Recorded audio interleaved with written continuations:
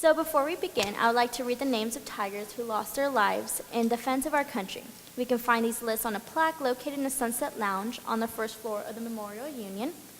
And the plaque's inscripted reads, "The building is dedicated to the unfulfilled dreams of our young men who gave their lives in defense of freedom." Here I'm going to read a list of men and women from World War I, World War II, and so on. So from World War I, we got Ralph Burns, Eric H. Cummings, George Davis, William Finch, Charles Harvey, Julius S. Johnson, Julian R. Lehman, C.J. Middlecoff, Arthur M. Scott, Jacob E. Storm, William Rolla Terrell, Grayson L. Wright. From World War II, Harold R. Anderson, Andrew Ball, John Becker, Glenn William Bowie, Glenn Arthur Chalk, Edward Neal Chesney, Russell E. Clark, Mark R. Cleland, Clayton Cecil Doane, Elmer Warren Doherty, William Chandler Dutton, Paul Edgar Enright, Keith Hilton Fetty, Robert Daniel Fiddle, Harlan Bolton Foster, Thomas Samuel Freeman, Frank Theodore Gengler, Frederick Brown Guerin, David Max Gregory, Eugene R. Harper, John Nicholas Hatcher, Owen A. Hoover, James Robert Herman, Claude C.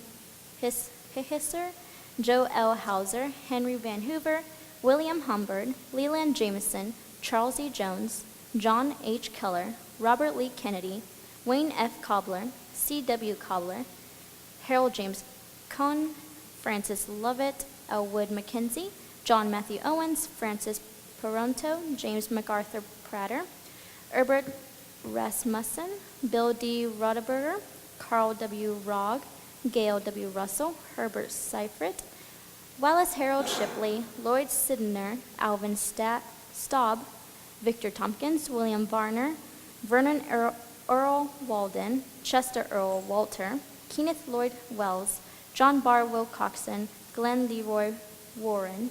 And from the Korean War, we have Richard K. Jones, Bobby Mack Kennedy, O. Eugene Rouse, J.D. Sharp, Clyde Lewis Wallace. From the Vietnam War, we have Kent L. Marine, Barton W. Brooks, Michael L. Donovan, James D. Eisenhower, Samuel R. Gardner, James E. Heskett, Terry A. Householter, Arthur L. Claus, and Norman A. Ligman. Now, if you please join me in a moment of silence as we remember these fallen heroes.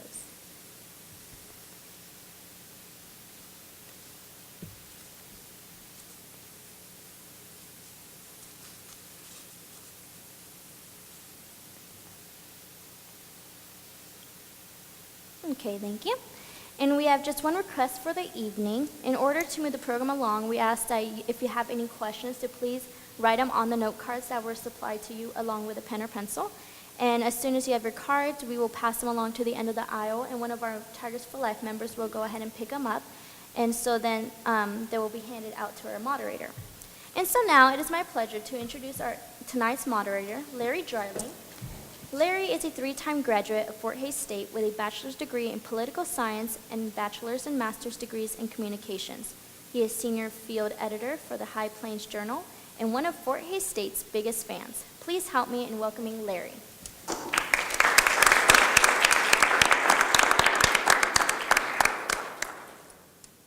Well, thank you, and good evening, everyone. It's a pleasure and an honor for me to be at this as we celebrate the good work of our veterans and what they have meant to our country and what they continue to do in serving our country, our freedoms, and our world.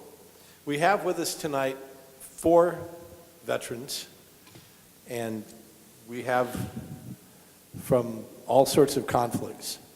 And we're going to hear their stories, and we'll share a little bit of what they went through and what things they went through here on campus, and then in their share of time in battle, and then what life is like now for them, and then we'll hear your questions, okay? So first I want to introduce to my far right, Dr. Eris Johnson.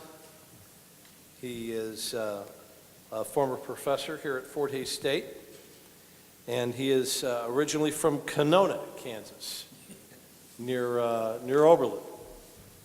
And he earned his bachelor's in music in '46, his master's in 1960, and he earned his doctorate from K-State in 1973. He was involved in the orchestra and served in Europe in World War II. He enlisted, and he taught music for 6 years and was also a counselor. We'll hear from Dr. Johnson.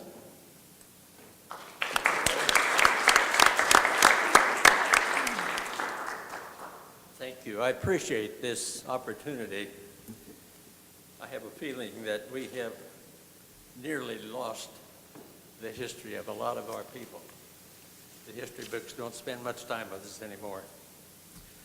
Before I get into some of the comments that I'd like to make, I want to share something with you.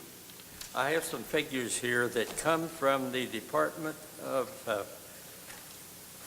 excuse me. This is a congressional department.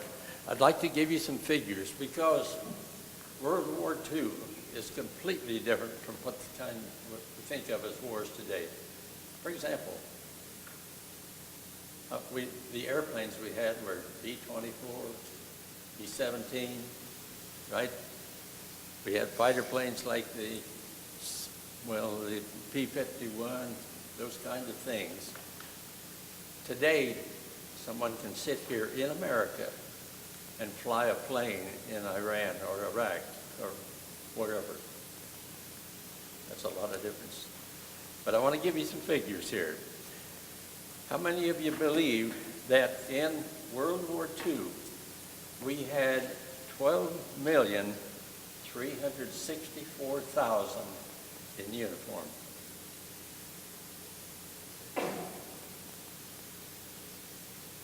And you'd be interested, I think, in knowing that there were 292,131 of them who died. There were 671,278 who were injured. Now that does not include the merchant marines. The merchant marines were not members of the military. They were the ones who were on the ocean with their ships. And there are a number of those people. There were 4,780 of them who were missing and presumed to be dead. The actual dead accounted for 5,662. Battle deaths, this is for the international World War, 14,904,000 people. Battle wounded, 25,218,000. And civilian deaths, listen to this, 38,573,000. Now, what do you suppose it cost us? $288 trillion. A couple other things I think you might be interested in. In 1944 alone, the United States manufactured 96,318 airplanes. The total number during the war were 303,713 airplanes. During the time of the war, we made 60,973 tanks. The military aircraft that were lost was 59,296. Well, you can see how big World War II was, actually. I'm going to give you just a little bit of an idea of what was, well, you mentioned a while ago that I came from Fort Hays. I just lacked 9 weeks getting my degree. When Uncle Sam gave me an invitation I couldn't turn down.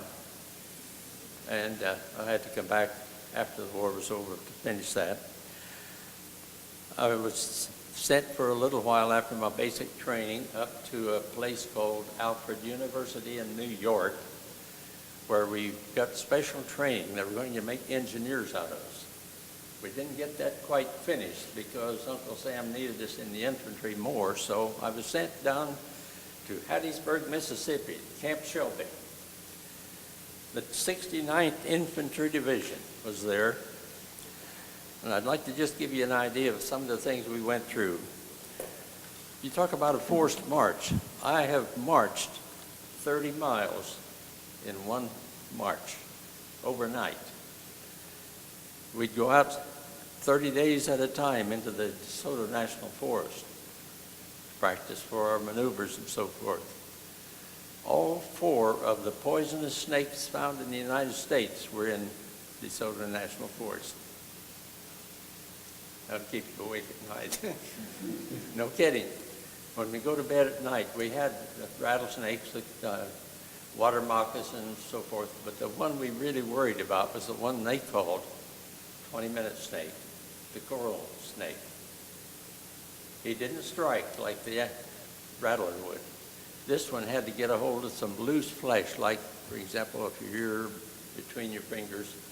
So when we'd sleep on the ground, we'd have to put on our gloves, put our pants down into our boots, take our helmet liner, pull it down over our ears, and the chiggers loved that. No kidding. If you went to the doctor to have to be treated for chiggers, I'm not kidding. They used a paintbrush. Dilate. Well, I want to also mention that while we were in Camp Shelby there in Hattiesburg, the 442nd Combat Team was also there. You remember that at the time of World War II, they took a number of Japanese people and had them in camps. You remember that? This group was a group of Japanese who volunteered, and this 442nd Combat Team made life miserable for the Germans. We were then transferred up to Camp Kilburn, New Jersey for just a few days to get ready to go overseas. Then we boarded the ship. It took us 14 days to cross the Atlantic. The reason it was called the largest armada that had sailed across the Atlantic, because you can't travel any faster than the slowest ship out there. We even had some submarine alerts while we were there, but we arrived then in England. We spent a few days there. We happened to be, of course, when you have as many people as you have in a division, they scatter you out. We happened to be in Winchester, England. You remember the tune they used to sing, Winchester Cathedral? I wish you could see it. It's about 1,000 years old now, and it's something that you need to see. So I might tell you this, too, that I had a little time, got a 3-day pass to go to London. And I hadn't been there much longer than getting there, and I was ready to come back again, because that was the days the buzz bombs were dropping in London, and the V2s. You never knew where the next one was going to hit. You'd sit there, and all of a sudden there'd be a big blast and a shake, and you thought, well, got by one more. Now, we then were transferred across the English Channel to Le Havre, France. Then from Le Havre, we had to go up through Belgium to meet the Germans. And I want to share something with you. That we went by way of rail in boxcars called 40 and 8s. I'd like to invite all of you to go out to the American Legion out on the east edge of town. See that railroad car that's sitting there? That's 40 and 8. 40 and 8 means it'll hold 40 men or 8 horses. And from the odor, we thought they'd been using a lot of horses.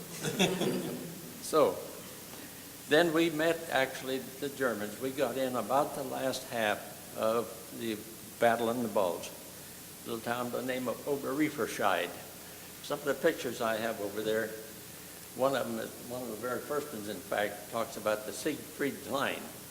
That was cement blocks that were stood about so high, and 2 or 3 rows of them. They went for miles. They thought that would stop the tanks. Well, it didn't last very long. But we actually met the Germans then at about the middle of February, I believe it was. Anyhow, we were in combat all the way through, clear to the river where we met the Russians at Torgau. there's some pictures over there I wanted to explain. There are two of them over there that say Islandburg. There's a town named Islandburg. It was only just a very few days until the war was over, and we thought surely we can kind of just walk through that town. The Germans didn't see it that way at all.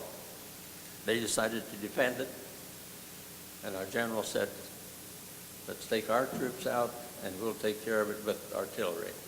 And I want you to see those pictures. You can see what artillery does to a home, to a town. There's another picture over there I'd like to have you take a peek at. It's called Fort Ehrenbreitstein.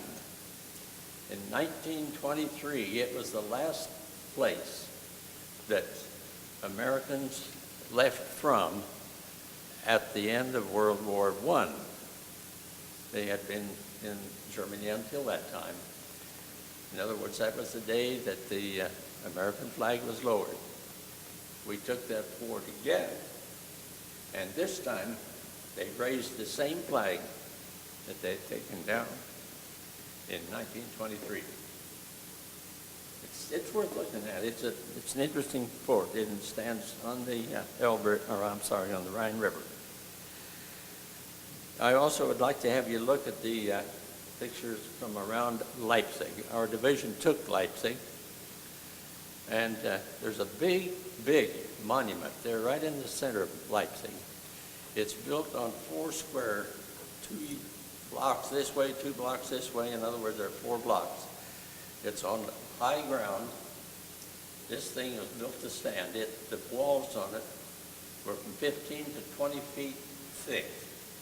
They tried artillery on it. All they did was bounce.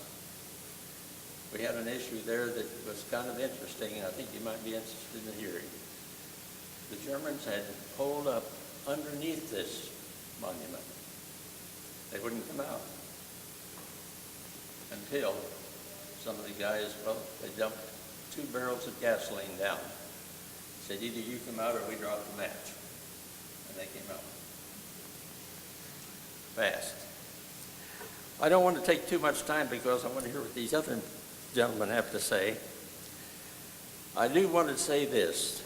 I don't think the organizations are like we used to have. I've mentioned that I was in the 69th Infantry Division. What makes a division?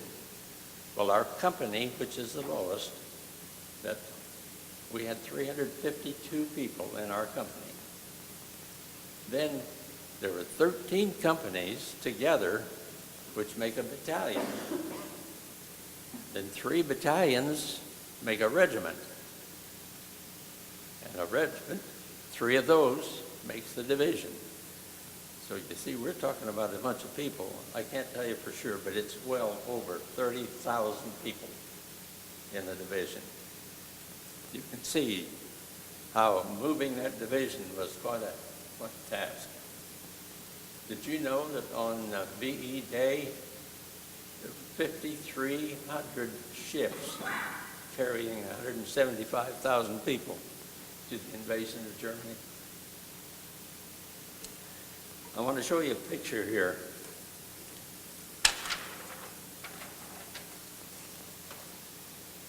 This is the movements of this 69th Infantry Division. On my right over here, you can see where we landed in Mab.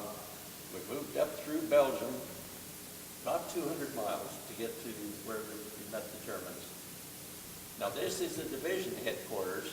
So this is not exactly where I was, because the division, when you have 30,000 people, you scatter them out. They're all in the same place at the same time. Over here on the right, on my left, on your right, is Torgau on the Elbe River, and that's where we met the Russians. Tell you a couple of stories. One is one of my favorite stories, and I know what happened because it happened to me. The Russians, after we met them on the Elbe River, we found out just a few days after that, they were holding 250 Americans as prisoners. Now, they were supposed to be allies, if you remember. So we finally got permission to go in and get them. We took a bunch of the trucks. One truck, the first truck, had Red Cross equipment, you know, like towels, washcloths, soap, toothpaste, all that sort of thing. When we got to this little town, they wouldn't let anyone but that truck into the town. So we had to come back empty. 3 or 4 days later, the Russians said, we will trade you 1 truckload of your GIs for every truckload of escaped these Germans who have crossed the Rhine or have crossed the river. If they crossed, you wind up or round them up, and we'll trade you. This young fellow came into my office one day and he said, I understand you know something about photography. And I said, well, I've been messing with it for a long time. He said, well, I have a brand new camera here that I'd like to have you show me how to use it. And I said, fine, I'll be glad to. He said, I'll tell you where I got it. He said, I'm a truck driver on the exchange down here of the prisoners. He said, I can speak Russian because my dad at 18 years of age came over to America. So I understand and can speak Russian. And he said, one of the Russian lieutenants said, how come you can speak Russian? He said, I told him. He said, well, what part of Russia was your dad from? He said, I told him. He said, well, that's the same where I am from. He said, what town? Told him. He said, that's my town. He said, what is his name? What's your dad's name? He said, I told him. He said he was my best friend. How do you like that? That's true. He said, this man gave me this camera to take home to my dad. I'll bet you've never seen anything like this. This was on the Hattiesburg paper on June the 6th.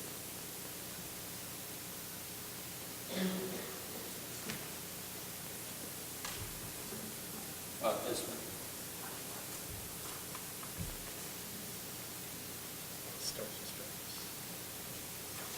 I have one more that it probably doesn't apply to us quite so much as this.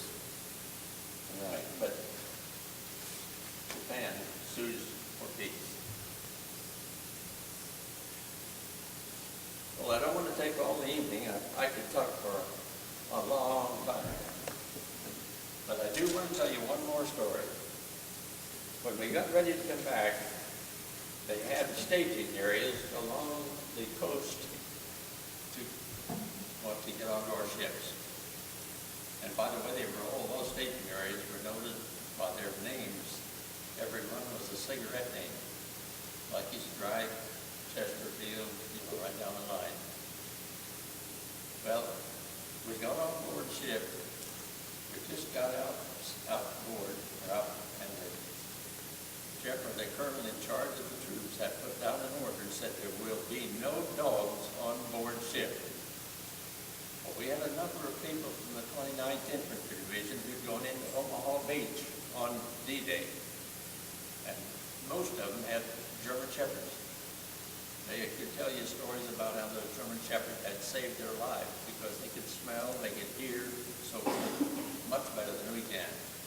They were about to leave those dogs on France and come on home. So they got next to the sailors, get them a sleeping pill, sailor returned him on board in a duffel bag. Well, the colonel on the first day out learned that there were dogs on board. The dog came down, the dogs will be put overboard. 5 minutes later, he had a note.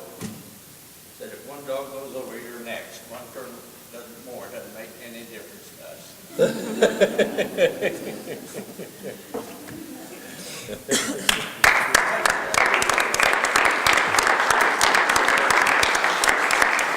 a true story. I have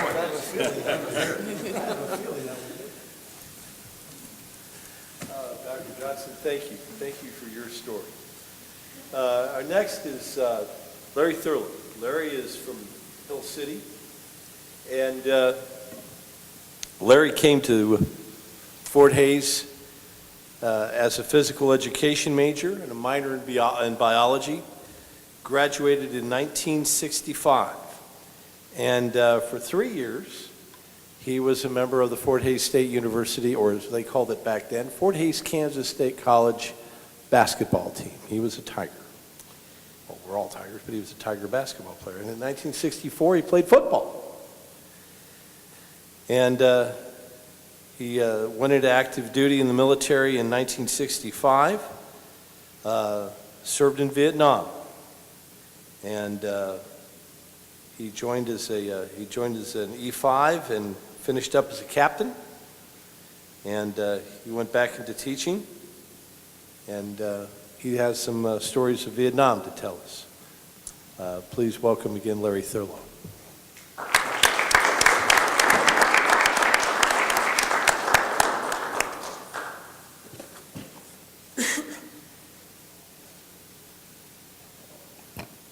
Thank you, Larry, and Dr. Johnson, thank you. I have hard shoes to follow here. Thank you for your service. And this young lady and this young man here, thank you for your service. I know there's veterans in the audience. Thank you. I know there's 2 Navy guys here, so I feel better already. I went to Fort Hays State in the fall of 1960. Graduated from a little school where I was one of 3 boys in the senior class. I graduated from Fort Hays in December of '65. What became known as the Tonkin Gulf incident took place later that year in the spring, and it became apparent to me that in those days when there was a draft and it was maybe easier for some to avoid than others, but I realized that I would be called up soon. In fact, I got my notice to go take my physical, and then a Navy recruiter came by. He said, "I see where you've been called up. Would you want to consider the Navy? And since you have a degree," and as things turned out, this is one thing I will tip my hat to Fort Hays State for. Because I had a degree, I was able to go to OCS in Newport, Rhode Island. I reported in November of '65. By then, things in Vietnam had heated up quite a bit. The Navy was actively involved, basically, in transporting Marines. And the first ship I was on was the USS Princeton, an LPH, which stands for Landing Platform Helicopter. We transported Marines to the different battles, and the thing that was going on at that time was called vertical envelopment. The Marines on the Princeton would be taken into Vietnam and set inland. Then Marines would go aboard in old Mike boats, and the idea was to use a hammer and anvil technique, try to catch everybody in between the two. But, you know, before I get too far afield on this, OCS lasted for 4 months. It happened to be during Christmas when I was there, so we had 2 weeks off. I ended up spending 6 months in Newport because I was sent to a school there as soon as I got out.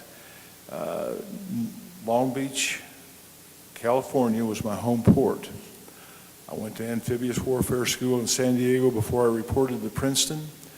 I reported to Princeton in July of 1966.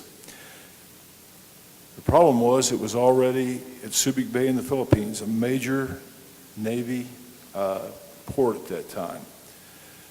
So I was flown to Subic Bay, and when I got there, I found out that Princeton had been called out on emergency sortie for a battle in I Corps. Vietnam militarily was divided into 4 sections. At the far north, up against the DMZ, was the I Corps. The next was 2 Corps, 3 Corps, and 4 Corps down to the Gulf of Thailand. I assume this is true, but the reason I Corps was called I Corps and not 1 Corps is because on the map, they put them down as Roman numerals. I, double I, triple I, IV. Well, the general that was in charge at that time that came in and was going to have the first big say-so about how things were going to go, looked up the map and he said, now up here we have, and he looks and here's Roman numeral 1, and he says, I Corps. Apparently nobody was going to tell him any different, so for the rest of the war it was I Corps, 2 Corps, 3 Corps, 4 Corps. The Princeton had left in a hurry, and they left 67 sailors on the dock in Subic Bay who had been over on shore leave in a place called Longapos City. I got there was one other ensign who, believe it or not, was junior to me. So I was the senior officer there. I was put in charge of these 67 guys plus this ensign. We were flown to Da Nang. From Da Nang, we got on a C-130 and we lit north of there on a little dirt runway at a place called I can't remember the exact name, but at any rate, Operation Hastings had already begun. And as we land there, and I'm getting off that plane with 67 sailors and one other officer, the first thing that rolls by is this yellow gear with a wagon behind it with a tarp over it, about 4 sets of boots sticking out from under the tarp. And that was Welcome to Vietnam. The colonel that was in charge of the battle was set up in it wasn't a true tent, it was just a canvas set up on poles, and that was the headquarters for the battle. I go up to him and say, basically, sir, I've got 67 sailors, and of course the Princeton is where they all came from. The Princeton was also a primary medevac ship, so we had doctors on there, and it was really an amazing thing. We had a lot of really good doctors on there because they were taking care of people that were very badly injured, and it was amazing what they could do to save people. But as I went up and saluted this guy who did not return my salute and kind of looked at me like, oh brother, I kind of thought maybe he'd have me taken out behind and shot. But with all this chaos going on, what had happened is they had lit the guys inland, and unbeknownst to them, they had dropped them right in the middle of an NVA encampment. Heavily armed North Korean regulars, as well as a bunch of VC. These guys had spent the night fighting for their lives, and a lot of them didn't make it. They were trying to get those guys out, and I show up with 67 sailors looking for a ride to the Princeton. This guy didn't miss a beat, totally professional. He said, get those guys lined up over there. As the choppers come in from the ship, those that go out without wounded in bodies, put as many men as you can on each chopper, and we'll get them out there. I had traveled in my dress khakis. The only weapon I had was a ceremonial sword. The battle had got to where it was like 3 blocks away from where we were standing. And I thought, what in the world am I doing here? But every one of us got back out there safely, quickly, and expeditiously, and I started to understand, because believe me, combat and we didn't know much about each other at that particular stage of the game. I spent a year and a half on the Princeton, 2 tours over there in the same area, and one of the things that changed what I decided to do in the Navy was as I would watch these young Marines come back to the Princeton, full battle dress, and see the choppers come in with the dead and wounded. And on the Princeton, I was probably safer than any of you that walk across Main Street in Hayes on Saturday night. It was just, they had no air power at that time to strike us with. They had no submarines. I mean, we were just sitting there like a small town, no problem. That's when I decided, surely there's something I can do a little more for this, and I wasn't a flyer. I didn't think I had what it takes to be a SEAL, but I found out about a little place maybe where I could try to do a little more. There's an outfit, a small group of Navy people called Swift Boaters. And I volunteered for Swift Boats. And I became a Swift Boater. And part of this story includes Dr. Larry Good here on the front row. Dr. Larry Good, who was a dental officer by that time when I was in Swifts, had lived just down the hall from me over here in what used to be Men's Residence Hall. He was student body president of Fort Hays State University when he was a senior. 2 months into my tour as a Swift boater, I got my training in San Diego with my crew, went over with my crew, was stationed at a place called An Thoi in the Gulf of Thailand off the Cambodian border. 2 months into a tour, when the plane would come from Saigon bringing in new people, they would announce on open broadcast who was on board. And that day I was listening, and there was a couple names, and they said, and Dr. L.R. Good. There can only be one Dr. L.R. Good in the world, and I knew that Larry had gone to dental school in part with a Navy stipend type of thing for return service. And sure enough, that night when I got in off patrol, here he was. We spent 10 months together there at An Thoi. And it can be, like Eris pointed out, it's a small world sometimes.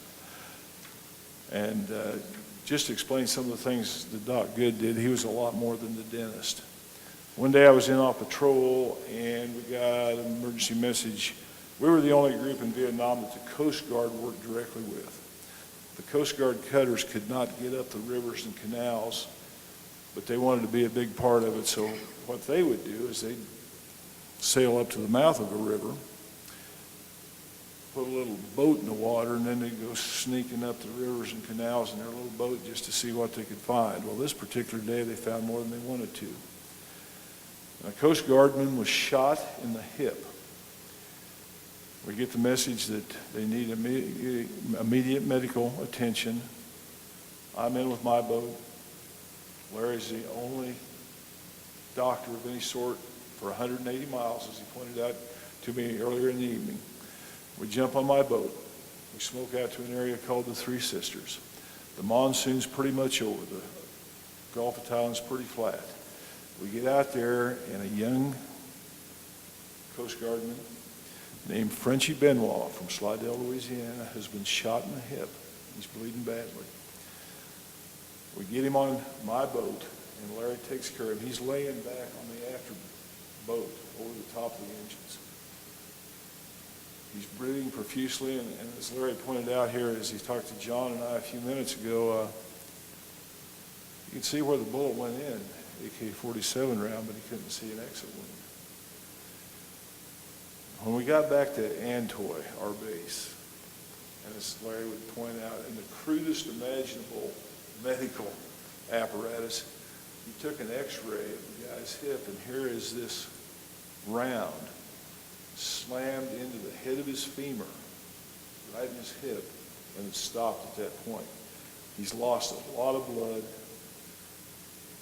and if we hadn't had Larry there, and a lot of us knew a little bit about, rudimentary medication for this situation, or a medic, that man would have lost his life. And to prolong this story just a little bit, about 4 years ago, I was at my son-in-law's house in Olathe with my older son, and they like to watch the Military Channel. And they had a show on there about the Coast Guard. And what the Coast Guard, this was interesting. They had, as they got into this, the Coast Guard was also involved in Vietnam, and specifically at An Thoi. I used to work with these guys, and I got to tell them this story about Dr. Good and Frenchy Benoit.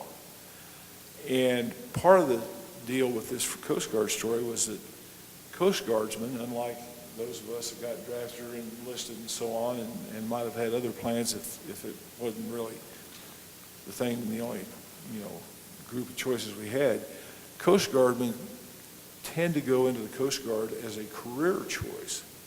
They spend their entire career in there. It's like any other job, and they're really dedicated. I hadn't finished telling them this story about Doc Good and Frenchy, and here comes Frenchy on the TV. And he tells this story, how he was wounded, and this guy that wasn't even a doctor, he was just a dentist, saved his life and got him back to Antoine, blah, blah, blah, and that sort of thing. And my son-in-law and my son look at me and, they couldn't believe it. Anyway, that, I thank Doc Good for, not only did he save a lot of people and help a lot of people, he even extracted my wisdom teeth, so. As a swift boater, we were trained to basically patrol the coastlines. What happened was that the VC would send down what they call trawlers, loaded with arms and ammunition. And at night, they would try to make a run into some little river or something and give the arms and ammunition to people in the VC. But about halfway through my tour there, some of us had been going up the rivers in the boats at night, starlight scopes and stuff, and finding out there was a whole lot more going on than just on the coastline. In fact, they knew what we were doing, but we didn't know what they were doing inland. And as we started to find out, the guy that took over as our commander said, we're changing our plans. So all of a sudden we became a riverine force. We became part of the Brown Water Navy along with the PBR folks up on the Mekong. Our fatality numbers are not fatality, but actually our wounded and fatality numbers changed from 5% to 70% very dramatically. And it changed the whole aspect of how things went. A lot of guys who had signed up for this, much like I had volunteered for it, hadn't volunteered for it to be quite like that, and it was really tough for some.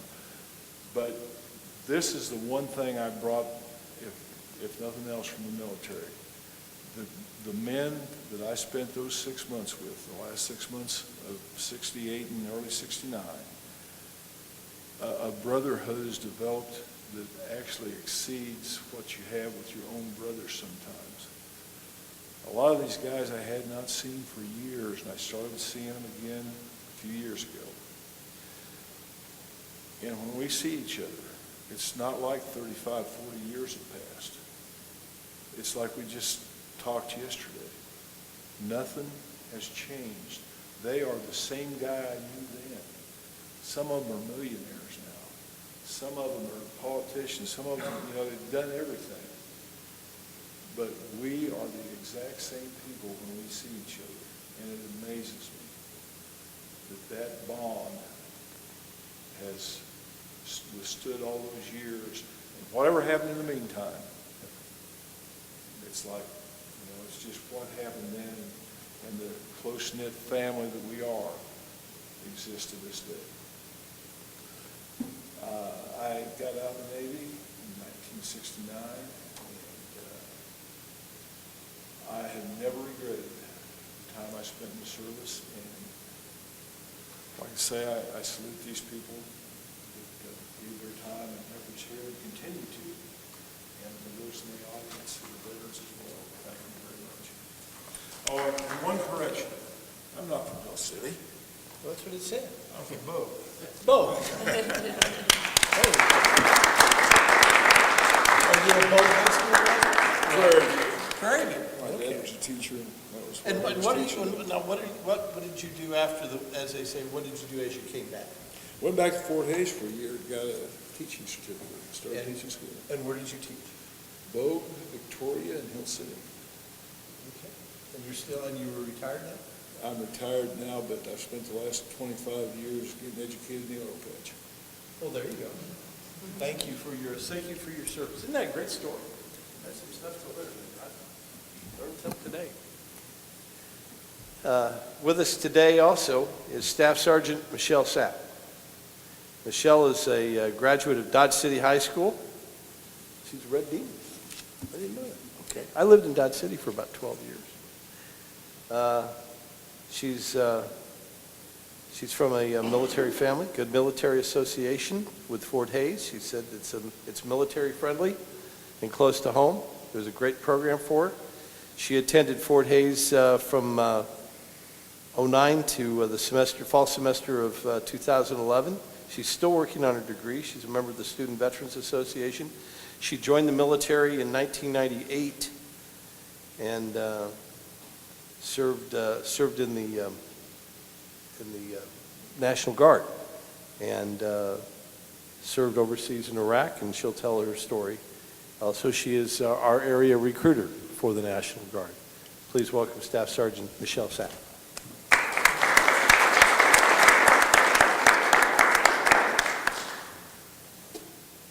Hello. I'd like to thank the fellow veterans that are here and that have spoken and have yet to speak, and also the veterans in the audience. Like he said, I'm originally from Dodge City. Before I joined, I was a dance teacher, so I traded in my ballet slippers for combat boots, so it's kind of a little bit of a different feel there. I joined straight into the National Guard and served 1 week in a month, 2 weeks in the summer, like they say, for up until '06. And in '06, they told me that my company had been activated and we were going to go to Iraq. At first, that made me a little nervous. I had a young son at home, and it was quite a shock. I had to find somewhere, because I wasn't married at the time. I made arrangements for my son to stay with my mom and dad.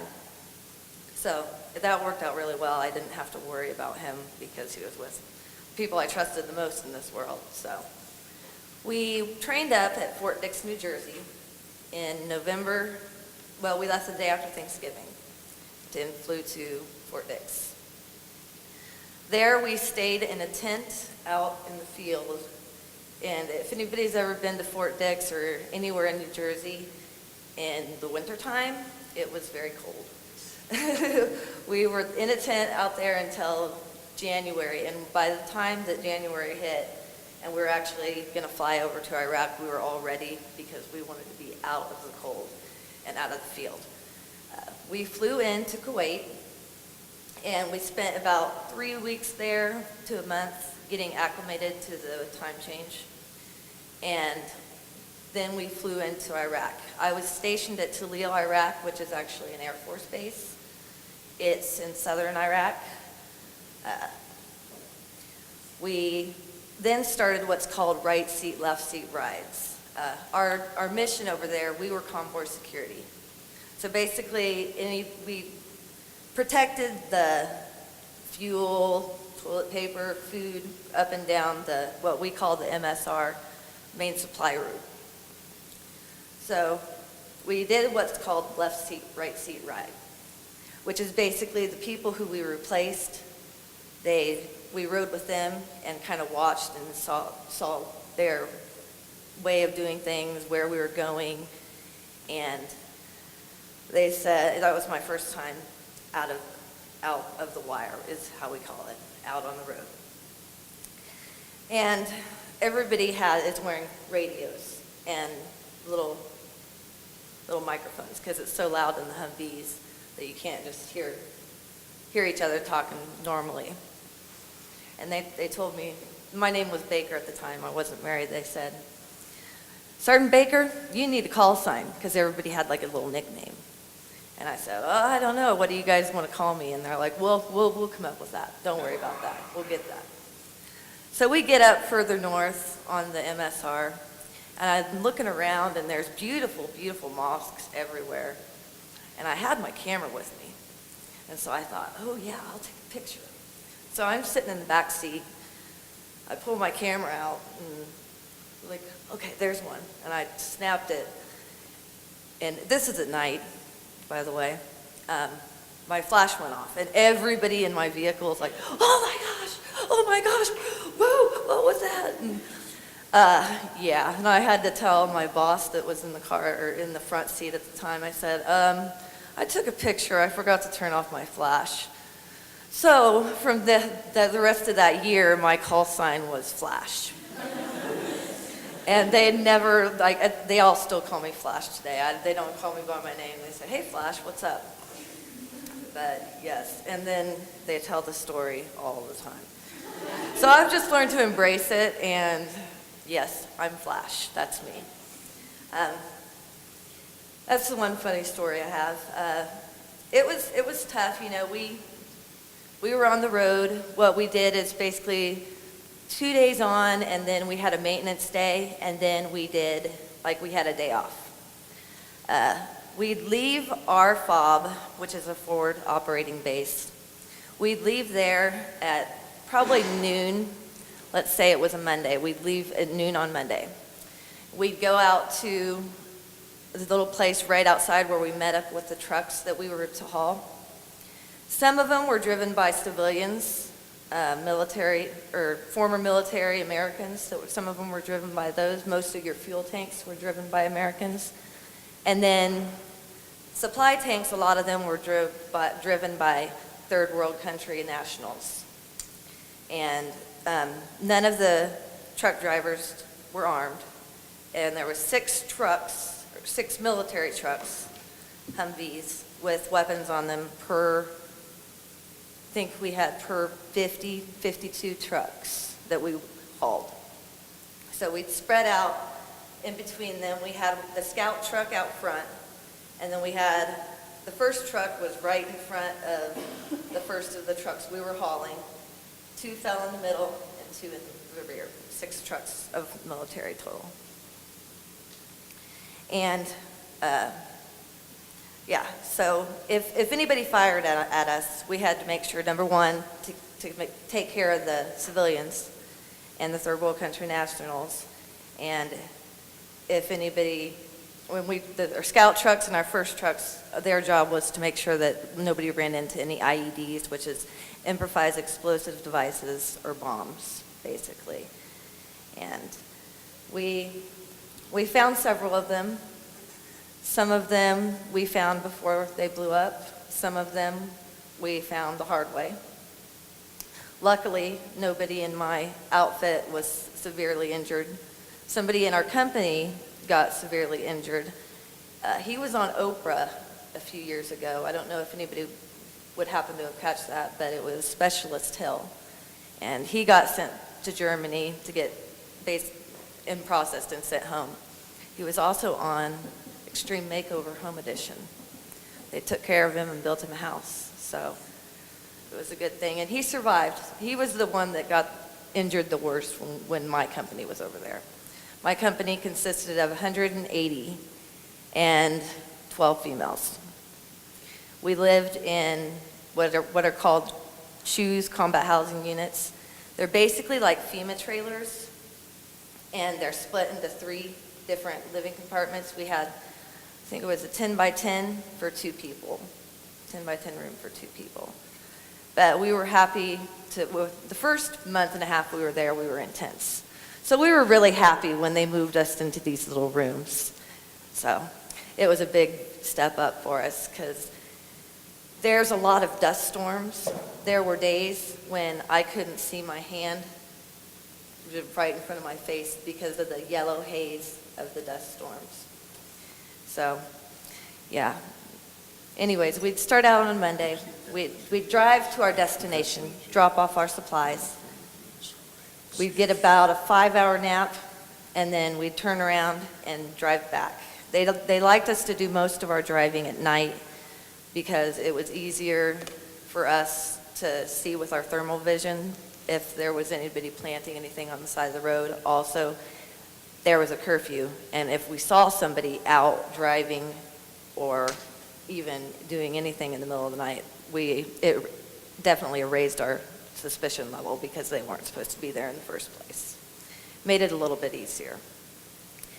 Let's see. Yeah, we continued that mission for the whole year, and then we got hit several times. The first time that we got shot at, I was the gunner, and it was kind of a cool situation with my gun. I had a 50 cal mounted on top of my Humvee, and I had a screen in the back seat of the Humvee, and there was a camera on it with thermal imagery or just normal imagery. And on my screen, I had a little joystick and I could move my screen this way and see what was out this way, and I could move my screen this way and see what was out that way, and flip the switch and put thermals on. So it was a really cool thing. But the first time that we got shot at, I got really nervous and I hit it over, and yeah, I was able to shoot, and but I didn't, at first I didn't think I'd be able to. But when they're shooting back at you, or shooting at you, you want to definitely make sure to shoot back, especially when it's a 50 cal, it's a pretty scary gun. I don't know if any of you guys have ever experienced them. They're big, and they're loud, and they're scary. But it was a good experience. Like he said, the people that I serve with, they're like my brothers and sisters. We did have 12 females to start out with.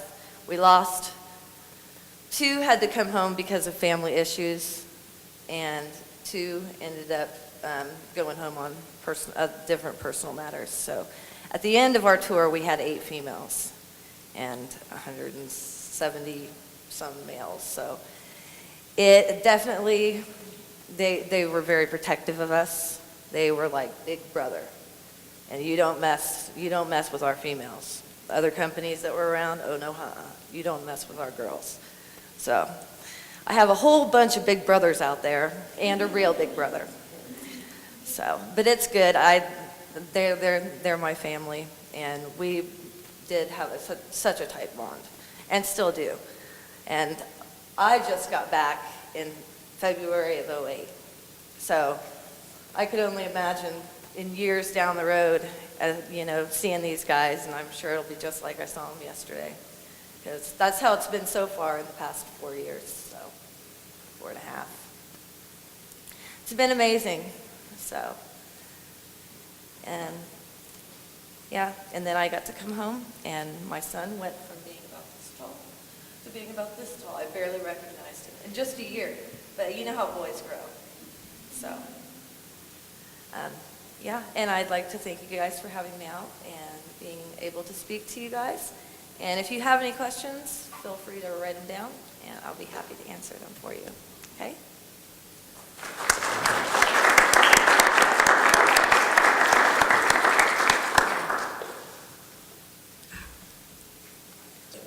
Ty joined the military in 1991, serving in Okinawa, Brunswick, Maine, and Camp Lejeune, North Carolina. And he became all the way up to an E6. And he went to McCook Community College and then matriculated here. And he has a story or two to tell, and that's Tyler Hayes.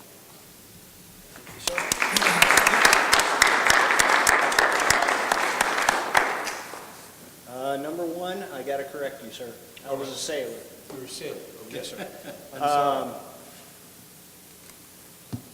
I got to admit it, I'm more nervous here than I was in Iraq. And most people from the military will say college is one of the worst things that you can even imagine while you're in, because you're so used to what you've done in the military. Give you a little bit of background. I joined in '91 when the original Gulf War was going on. Went to Orlando, Florida, then to Great Lakes, which is a naval station outside of Chicago. Became a corpsman, which is a enlisted medical person. Army equivalent is a medic. From there, I went to Camp Lejeune, North Carolina. I worked on a hospital ward, pediatrics and internal medicine. The pediatric side served me well because I eventually ended up working with the Marines. And there's not too big of a difference between a child and Marines when they're out in the field. Hate to say that if anybody's a Marine, but the look I just got.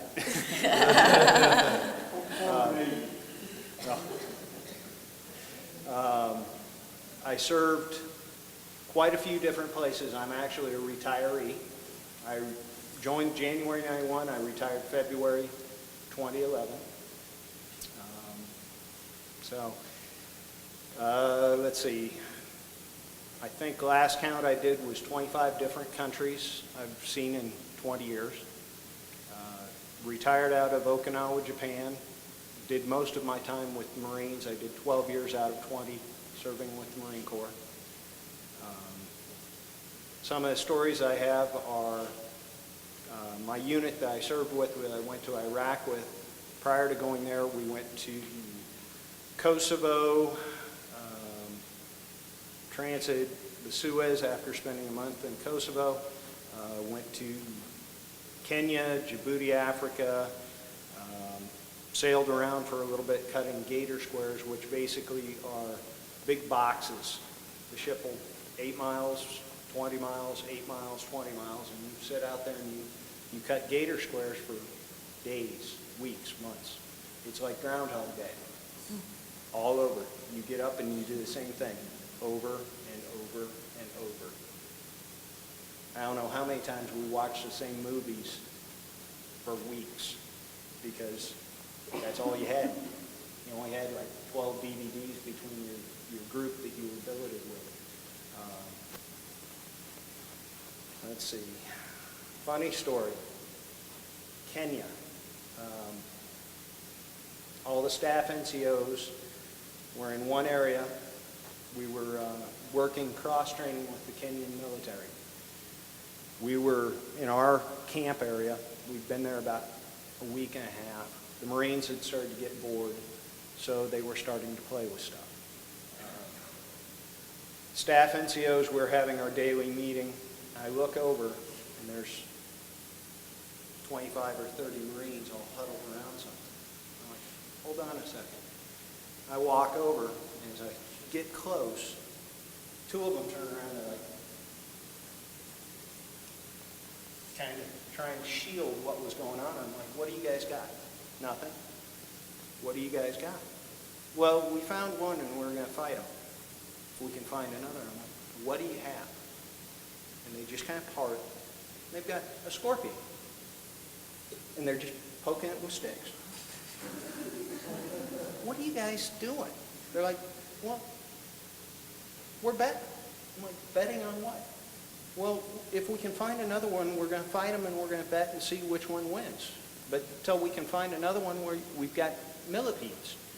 The millipedes were about this long, about that big around, and they were throwing one in with it, watching it sting it, watching it curl up and die, and then they'd throw another one in. I walked over, I pulled my knife out and stabbed it, and I'm like, no, don't play with these things, they will hurt you. I walked back, and I'm like, Doc, don't take away our stuff. I'm like, guys, I'm lazy. If you guys get stung, I actually have to work. And I'm like, oh. You know. So I went back over and I explained to the staff NCOs what was going on, and about that time, the group starts yelling again. So I turn around and I look, and there's monkeys in the trees, and they're throwing rocks at them. And one of the staff NCOs turns around and he goes, you guys are throwing rocks. Do you realize what they throw back? That stopped that. I had a lot of different experiences in the military. Worked hospital wards, everything, changing sheets, dumping bedpans, taking care of patients, to being an EMT, to being a frontline corpsman, frontline medic. The last job that I had was probably the most eye-opening. It was actually pushing paper around, but I was part of the general staff in Okinawa. I actually got to input in the big decisions that impacted hundreds, thousands of people when we went places, from Philippines to Thailand to Korea, sending troops to Australia, sending troops to Malaysia, sending people to Singapore, Hong Kong, all over. So it was a very worthwhile experience. No matter how much I hate sitting behind a desk, it actually was one of the most fulfilling, because you got to see what you put together on paper, what you planned 6 months out, actually come to fruition. So it actually was one of the most fulfilling things. As far as the camaraderie, I wholeheartedly agree. Out of the various units and the hundreds and possibly thousands of people that I've served with, Facebook, my numbers on Facebook are just phenomenal. After I first joined, I had maybe 20 or 30 people, but now I'm sitting at about 800 people. About 500 of them are people that I've served with. And we'll talk on almost a daily basis. And it's amazing to see how much social media now impacts the military. I had a friend who just came back. She is Army. She just got back from Afghanistan last Thursday. She's down in Texas right now. But to be able to talk to her using chat on Facebook in real time while she's sitting 6 miles from a Pakistani border and they're getting rockets impacting their base. It's amazing. In the little bit of time that I was in the military, when I first went overseas on ships, we had what were called Mars radio stations, where you're on one end on the ship, transmitting on a radio to a ham radio somewhere in the States. The ham radio operator is holding the receiver of the phone up, and he's listening to your conversation. And, you know, like I'm talking with my parents, it's 2 a.m. on board the ship, but it's like 6 a.m. back, or 6 p.m. back here in the States. And you're talking, and, you know, how are you guys? Over. And when he hears that, he switches it over so that they can talk to you. And to see where we've come just in the little bit of time that I've been, you know, in the service, where you're talking on a radio to somebody in the States, to being able to talk on Facebook with somebody who's front line in Afghanistan now is just amazing. And it gives a whole new aspect to being able to keep up with what's going on. I'm not going to take up a whole lot of time. Hopefully you guys got some good questions to throw at us. Once again, I want to thank everybody who set this up. This is great. I appreciate it, and I want to thank everybody here who served. Thank you very much.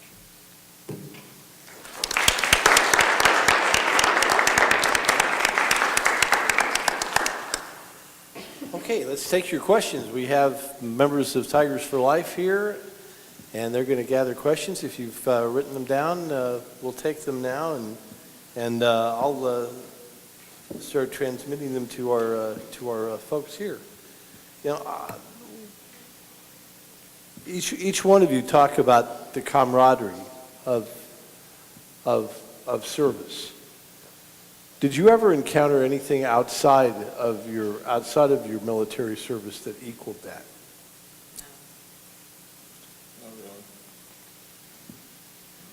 That's one thing that I'm having a tough time adjusting to, because you have people that, like he said, they're closer in your own family in some aspects. And when you detach from that after 20 years, I've been institutionalized, I'm not going to lie. I have trouble sleeping past 6:30 a.m. because I've been doing it for so long, getting up. Coming to colleges, you make friends and everything, but they aren't quite the same as you had in the military. Mm-hmm. One of our questions was how difficult was it for you to return from your military postings overseas back home and into some semblance of civilian or normal or home life? And we'll just start with Dr. Johnson and work our way down. Well, I didn't find any problem with that. I'll tell you, when you first get there, the night we moved into the combat area, it was after dark. The next morning, when we got up to move around, there were a number of dead bodies around. It was very quiet. We ate hardly little anything to eat that day. You know, it gets your attention real quickly. and you have to decide, can I live with this or not? I can remember walking by and seeing maybe 12 or 15 bodies lying out, looking at them, and is there anyone in there I know? And then you have to say, I've got work to do. I know what happens. I know what happens because it's tough. I don't know. I don't know how you can say it any other way. You've got to learn to live with it. Captain Thurl? I need to straighten you out. If I'd have been in some other branch, I'd have been a captain. I was a lieutenant. Okay. That's the variations All right. between All right, services. that okay. I got. I'm sorry, thought you were a captain. I'm sorry. Captain's way up here in the middle. Okay, I thought you were a captain. Well, you captain of Swift, so I figure I could call Yeah, you I was a captain. swift boat commander, but I was just a Lieutenant JG, actually. Oh, okay. Well, I Yeah, always the call thing I anybody who read- commands a vessel, I always said captain. When I came home from that last tour, people that were grabbing headlines back here in the States were people like Hanoi Jane and others who had no clue what they were talking about, that were getting all kinds of press. And if they were anti-war, that's fine. Everybody's entitled to their own opinion. But when you attack the warriors, the guys that are working for your government, doing what they're told to do, and they're attacking our military, that is totally off bounds. And John Powell, who's here tonight, is the president of a group called the VVA, Vietnam Veterans of America. They're one, and not only, but their main thing is never again will veterans be treated like Vietnam veterans were when they came home. Yeah. Because these people here, all these veterans are heroes. And we let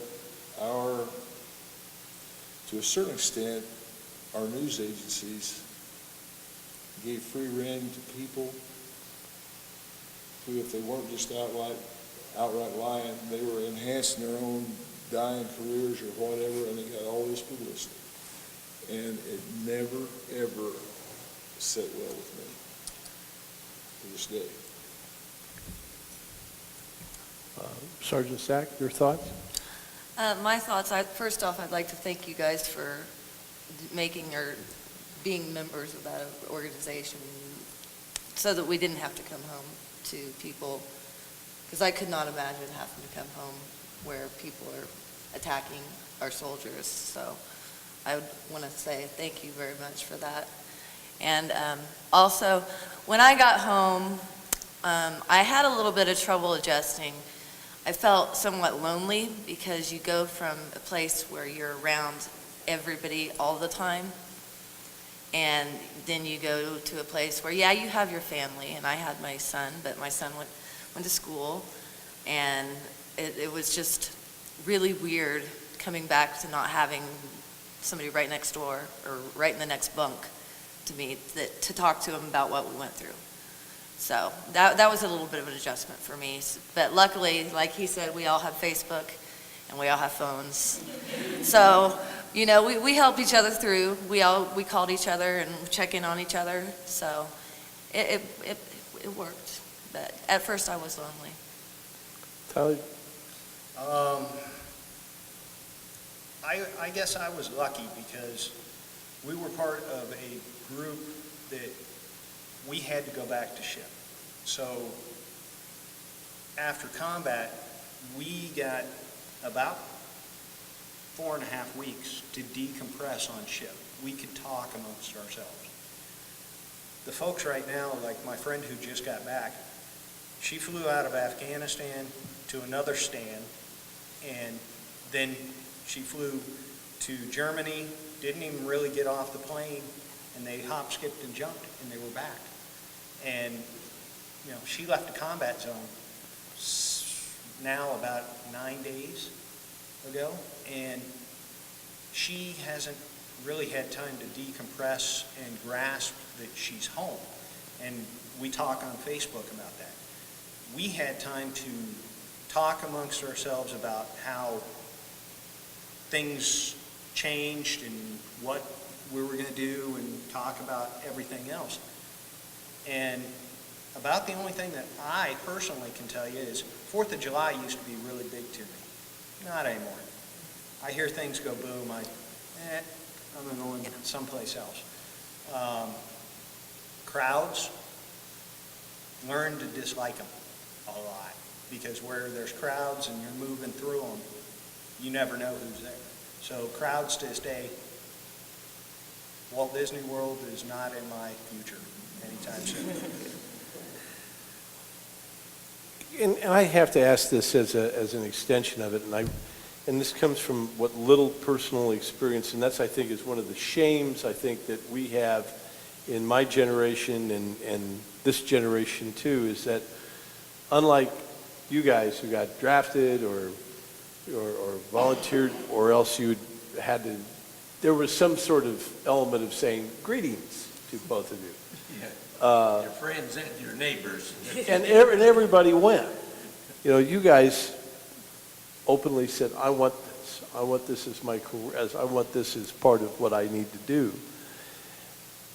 But I've had this numerous encounters with folks, because one of the things that I work with is troops at Fort Riley in Extension. And of course, Kansas State is very close there, and they do a lot of work with the families of our service people, Kansas State Extension. And I've done a lot of stories on what the soldiers and folks who go through the family life there, and try to help folks get through as their loved ones are deployed. But once deployment ends, they come back, and now, of course, we're seeing a wind down. We've already seen the wind down of the conflict in Iraq. We're going to slowly see until 2014, I guess, the end of the conflict in Afghanistan. And one of the things that they're looking at is job training. And what do you do? One guy told me, he said, I'm a sniper. What does a sniper do for a living? Where can I go to further myself now? And what kind of job can I get? And that really struck me. I didn't really ever think of that, and I said, that's a really good question. And I'd like to ask the four of you, what do we do now? What does this country need to do that you see more than anything else that this country needs to do to support our folks as they come home? There's another thing about World War II, and practically, not everybody, I expect, but almost everybody in the nation got behind us. We have, for example, shortage of sugar, of gasoline, of all sorts of things, but everybody, so what? We've got to support the guys. And I think I'd have to agree with this anyhow, that you can't know what it's like until you've been there. Kind of like getting old. You don't know what it's like till you get there. Yeah. Talk about all you wanted, but I think an example you used would be a good one, but a lot of people, unlike myself, they go directly into the military out of high school, and they have no real training in anything else. The military is very good at training you on what they want you to do. You become an expert, quite frankly. And most of us, we end up multifaceted, but it doesn't translate very well back to the civilian world unless you're in computers or some sophisticated stuff, that's in electronics. If you're an ET in the Navy, for example, you probably got more education than you'll ever get stateside. But most people aren't that. They're combatants of some kind. So consequently, and we've caught on over the years. I think we have some great training programs. I think it's really incumbent on the government and the military to get these people pushed into that as soon as they can, because sometimes I think you really get frustrated when you get out there and all of a sudden you're alone, and your buddies aren't there. And, you know, like in my generation, people looked at you like, you don't deserve a good job, maybe, you know, in this life. You guys, they took different tacks. You're so stupid, you ended up going, you know, I didn't have to go home. Or else it was like, you're a baby killer, you're a, you know, I mean, and 99.9% of this was false. But it was transported in the media, and it, you know, how things, if they're repeated enough, people tend to believe part of it.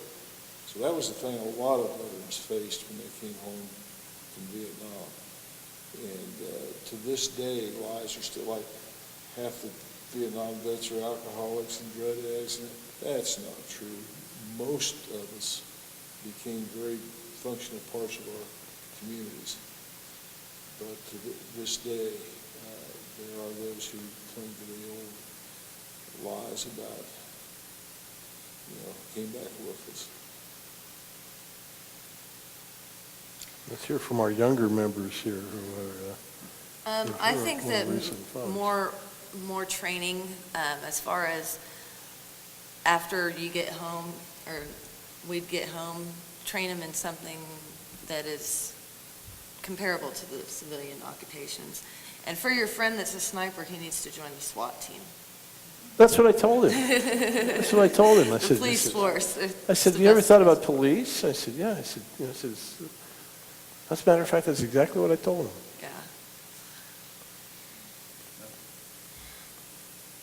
I can say this, there's a lot of programs out there for us, and a lot of it is getting the word out. For the military schools that train us to do what they want, there needs to be more outreach from the colleges. A lot of them, like I was taking classes while I was still active duty at Coastline Community College out of California on virtual.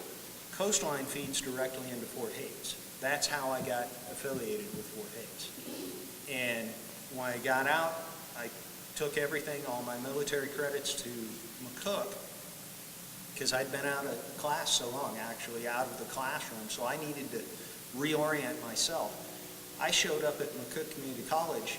They looked at my military transcript and my transcript from Coastline, and they went, okay, you've got 128 credits for a 60-credit degree. We can only accept a few of these. So they picked and choose what they wanted. And it, you know, I graduated up there after a year and came down here. I talked to my friends who are out, and they don't know about a lot of programs. Getting the word out is the biggest thing I can say. The just sheer amount of training and funding for training in schools is, there's a lot of it out there, but the veterans don't know about it. I have another thing to Okay, say, if go you ahead. don't mind. There is a program out that it's called Heroes for Hire, and a lot of patriotic employers would basically hire a veteran before they'd hire anybody off the street. And matter of fact, I think we've seen that with ESPN has run that ad numerous times, heroesforhire.com. All right? Yeah. I was rather touched by that too. I told my buddy about that. One of the things that, another question here from our audience, do you believe that, you know, you were talking about the media, but do you believe that overall the historical documentaries and movies that we've seen are good reflections of the conflicts that you've all been in in terms of accuracy? And which ones do you thought were the least accurate? Which ones did you think were the most accurate? If you've seen it. Yes, I think a lot of them have been at least very close to being accurate. I can't say that they've been all the way accurate because they have to get in their advertising and so forth too. But I wanted to mention to you that our division released one of the concentration camps in Germany. It was not one of them that had either the ovens or the gas, but these people were nothing but skin and bones. It was that simple. And one of the first things we always did was douse them with DDT to kill all of the ticks, all that whatever it is, all kind of little bugs, you know. And I want to mention something else. I don't know if any of you know Mark Levin's name. He's quite a writer, has written several books. And he mentions the book that was written by a lady by the name of Carlson. She called it what was it? Silent Spring. Yes, Rachel Carson. Yeah, Rachel Carson. And she in there, well, he talks about it in there, where she was definitely against insecticides of any kind, and she had mentioned the use of DDT. Well, science will tell you that DDT is not harmful. It is to the bugs, but that's all.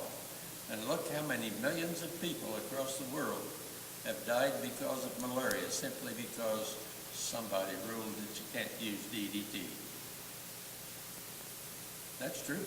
Now, they ruled it because the bald eagle eggs were cracking improperly and they were not forming properly, and that's why. Wouldn't form a shell. Yeah, yeah. Do you have any other comments about the idea? You know, I tend to documentaries? watch movies about any war. To me, and of course I was no part of World War II, but I like them, and I tend to think of them as being somewhat historically correct. I mean, of course, they're glamorized by Hollywood and taken. Yeah. The thing I found out about a lot of the early Vietnam movies was Hollywood was doing their part to once again put down the veteran, the U.S. veteran. A lot of those took one small situation that might have happened and then made it like that's all that ever happened throughout the entire war. And this thing about, atrocities and so on, I'm not, war is war. Yeah, that's Bad things happen, and sometimes good people do bad things. But typically, good people do the right thing. And I know the Swiftboaters, for example, we took nutritious foodstuffs and things to villages that were basically isolated because of the war. And this other side of it where it was just this, every day was My Lai, that wasn't true. It just wasn't true. But many of these movies tried to show that it was just a bunch of misfits, led by misfits. I thought the movie The Longest Day came pretty close. Yeah, to me, that's an excellent movie, and I think they made an effort to make it that way, don't you? Yes. To make it accurate. Yeah. As much as possible you can with that, of course. You never found anything in your service that equated to a Vietnam movie that you saw was even close to accurate? There are situations you recognize as, yeah, this happened. I think Band of Brothers and some of those things are depict an accuracy that some of them, instead of trying to show a situation where guys in a real tight spot came together and did the right thing, and those that survived continued to be able to go on and do good things, that shows in some, but in a lot of them, it just shows these out-of-control people who are wantonly killing and destroying and are dopers and whatever. And, there's people I know that experience that. But it was the exception instead of the rule. We really haven't seen too many movies yet depicting Afghanistan or Iraq yet. I think the most famous is The Hurt Locker, which won Best Picture a couple of years ago. Do you have anything that you thought was, did you think if you saw it, did you think either of you two thought that the movie was accurate in terms of the Middle East? And You did, you saw it, okay. All right. Well, what is the, above all, what is the one thing that you believe is the one thing that we take for granted when you guys were gone, that we take for granted for being here?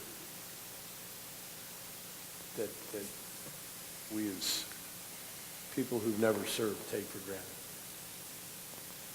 I don't know, that's a tough one. I think Besides hot showers. we have so many different influences today and so much, well, look at communication. Crying out loud, if something happens, within seconds, people all over the world know it, or can. And we have so many different forces operating in the world today, one of which I think we've lost our values in the United States. It's awfully hard to decide what you can expect.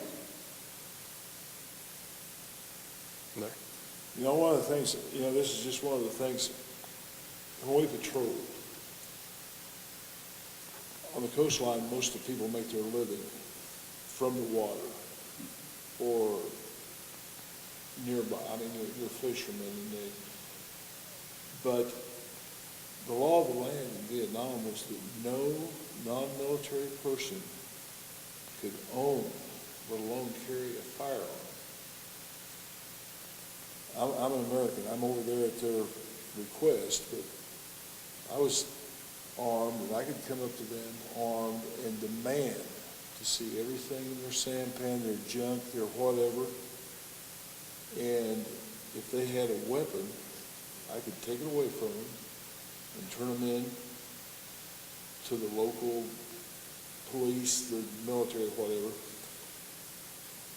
I can't imagine in this country having somebody come and knock on your door and say, I'm going to inspect your house. If you've got a gun, if you've got any contraband of any kind, you're going wherever. And I think that we have so much that we take for granted on a day-to-day basis that we can't get it in our head what it would be like to be an occupied country. If our government ever fell, another country wouldn't have to maybe even manually occupy us. Chaos would become the rule of the day for a while until we sorted it back out. And then we'd get a little picture of those things we take for granted every day. And one of the things that keeps that from happening is our military. Right, I agree with that. Yep. Let's hear from Michelle. I would say having a house and this kind of pertains to the people in the other country. In the part of Iraq that I was at, there were little kids running around in clothes like rags, barefoot, and it's 120 degrees outside. So they lived in tents or little underground dug caves, and felt bad for the kids, and they were excited to see us. We'd drive by and they'd be out there, some of them doing push-ups and waving, and they liked seeing us out there. I think that maybe they thought that it was like a little ray of hope for them. As far as us, Mom's cooking. You don't get to have Mom's cooking all the time. Like, she's not even a short drive away. And being away from your family on holidays, missing Christmas, missing birthdays. Hi. Personally, fresh fruit and vegetables. Being in areas where you're eating, MREs come, 12 meals to a box? And you get 3 or 4 different choices out of the boxes. Yeah. So you're talking going a month or longer with 36 different meals, and that's all you have. Salads. It sounds like K-rations. you get pretty inventive when you work with that. Like, we learned how to make peach cobbler out of MREs. You take various pieces. The old MREs used to have oatmeal blocks. You break them up, and they came with dehydrated peaches. You mix that in, take the coffee creamer from like 3 or 4 packets, add a little bit of sugar, mix it all together, and you have peach cobbler. You know, the food. And, you know, it's frustrating for me, like you were saying, seeing people who have nothing, and you come back, and I almost lost it after I'd been back like 3 days. I went out to grab something to eat. I watched a lady just completely tear this young girl down at a McDonald's because her burger didn't have enough pickles on it. I'm like, oh, are you kidding me? I just watched Djiboutians go through our trash for what we didn't eat because they didn't have it. It's kind of frustrating. That sounds like what happened to us in any number of the towns. The children, they would wait out when, after we had eaten, we'd dump everything that we didn't eat in the trash can, and they'd pick it up and away they go with it. Here's a good one. How do you control fear in battle? How do you control fear? Well, I think religion helps that. If you trust God, that's going to make you feel a little bit better, at least. Probably a lot better. I carried a Bible with me all the time I was there. It was given to us when we first went into service. The first one I had had a brass cover on it to protect you in case the bullet happened to land in the right place. But I think fear is a hard thing to describe anyhow. We can be afraid of a lot of things. And if you're afraid of the other guy, I guess about the best thing to do is try to get rid of him. So, you know, that's what it's all about. War is hell. That's that simple. That's what you're out there to do, to get rid of him.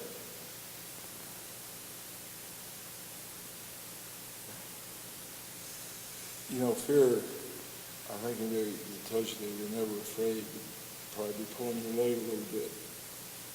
Oh, yeah. But something happens as you get involved and you understand Yeah, that that's it's right. not going away. The bad things aren't going to go away. You're there, and you got to make the best of it. And ideally, you want to make things better. In my case, where I had command of a swift boat, I had 5 other lives that depended on me. I depended on them. It was a very tight-knit group. You put the fear behind you. The biggest fear you have, finally, is that you will not get your buddies out of there alive.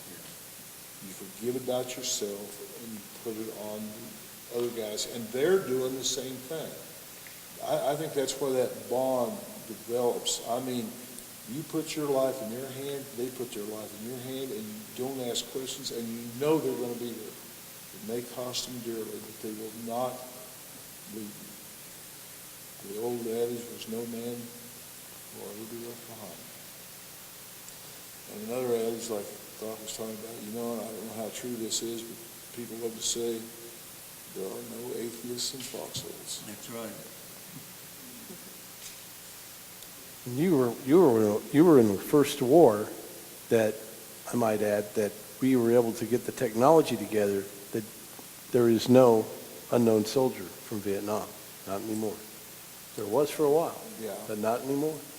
Yeah, and I think, you know, I don't think people would understand if you lost a son, a brother, a dad, but had he just disappears.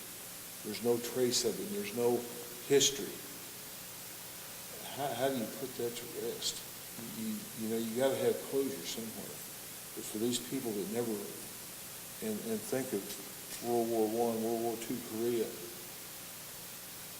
the unknowns to this day are staggering. There was never closure for those families.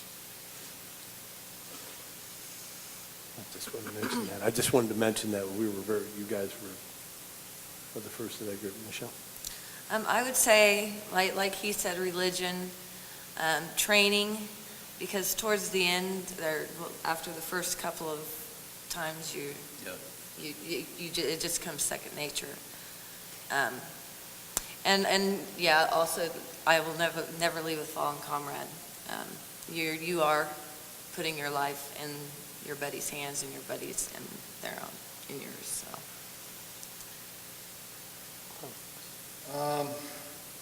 For us, the training, it became second nature. You tried to simulate everything that you could prior to going over. The unit that I went to Iraq with, I checked in September 1, 2001. September 11th happened, and everything changed. We were going to go over, prior to everything happening, we were going to go float around on ships, play little Dutch boy. The East Coast, the West Coast, and Okinawa have what are called MUs, Marine Expeditionary Units. They're roughly 12 to 1,400 Marines and sailors on them. Their job is to play little Dutch boy. If something happens, they go and they plug the hole and they scream for help till somebody else can get there. And we were going to go float around the Mediterranean for 6 months, do training ops, and cover whatever happened. And September 11th happened, and everything changed. We shifted into a completely different frame of mind because as you came on the base, you passed missile launchers, you passed machine guns. If somebody tried to go through that gate and they weren't there on official business, if they tried to run the gate, they were, for lack of a better term, going to get hosed in a big way. And we went from being, peacetime, you'd show your ID to, as you pulled up to a gate, there's 4 guys with M16s, and they draw down on your car. Somebody comes up, gets all the IDs, they verify, hold them up to you, smile, and then they wave you through. So the training took on a whole different meaning to us. We practiced everything from hostage rescue to mass casualty drills. What I was attached to was, there were 5 corpsmen for 123 Marines. I was the senior guy medically. So if something happened, they were out in front. I was with the headquarters element. Wounded were brought back to me. I had to stabilize them, get in a medevac bird, get them on the bird, and get them out. The biggest fear for me was not being able to take care of them. If I didn't have enough training, if I didn't have enough supplies, that was my biggest fear. I had absolutely no doubt that the trigger pullers were going to have my back to take care of anybody trying to mess with me. So, the training was it. If something happened, I actually went up to the Naval Hospital at Camp Lejeune. I worked in the OR intubating patients for regular surgeries, just so that I had that skill. And it became second nature. If something happened, you knew what was going on and you reacted to it. You didn't even think about it. It was just click, there. I'm going to have one final question now. We talk about it all the time now, that especially after the first Gulf War, that we saw a renewed sense of patriotism in this country. And it, of course, evolved to an even higher level after September 11th. Did your own experience in the military increase or decrease in any way, shape, or form your sense of patriotism that you had in civilian life? Well, I was raised with the idea of being a patriot to start with. But I'll tell you, it does things to me just to see the Star-Spangled Banner and to see that flag flying. There's nothing like it. not much patience with the people who desecrate the flag. Feel kind of like John Wayne said one time, when they first started burning the flag, you remember that? He said, "That's all right with me as long as I can kick hell out of him without being in trouble." And by golly, you know, that American flag, I don't care where you go, it means an awful lot to us.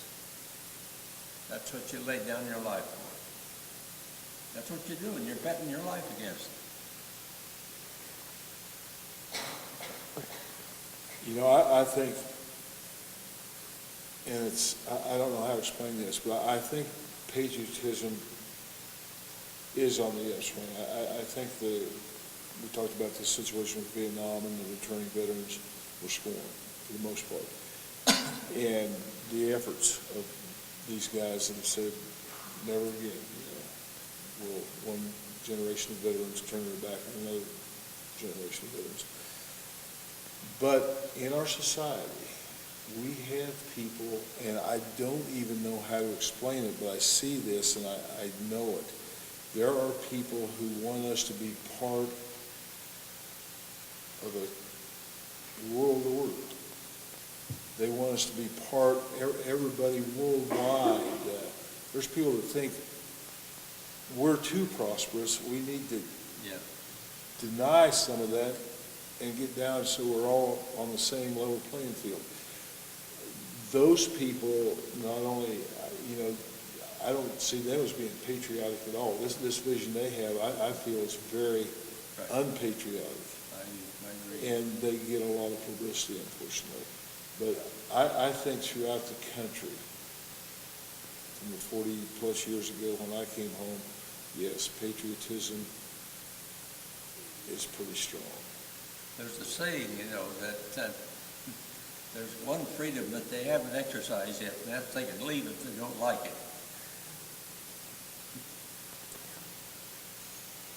Michelle? I would say that my patriotism definitely increased after joining it and after everything. I'll put it to you like my drill sergeant told us the day we graduated from basic training. He said, if you can stand through the Star-Spangled Banner and not get tears in your eyes, there's something wrong with you. Yep.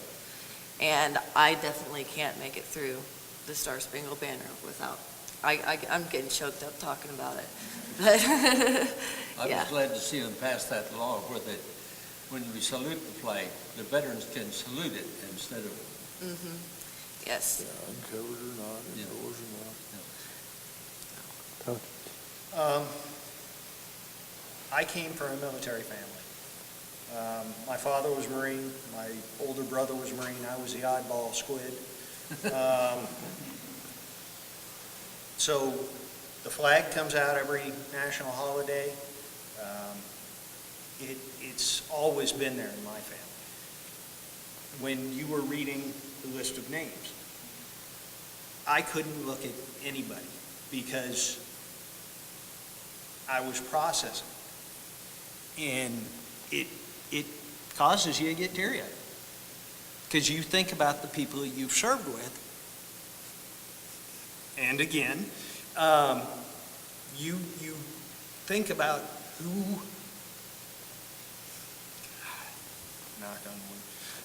who isn't here anymore.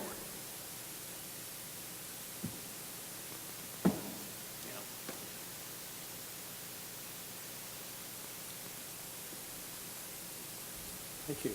And with that, I want to ask all of the veterans in the audience to stand up, please. Will all of our veterans please stand up? To those of us who did not serve, let's give these ladies a round of applause.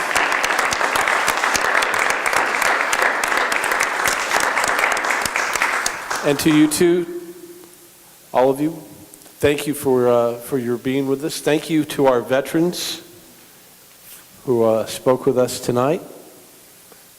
We thank Tigers for Life and the Fort Hays State University Alumni Association for staging this event as we begin the month of November, the month of veterans, as we go to November 11th and Veterans Day. And as always they say, thank a vet. Good night.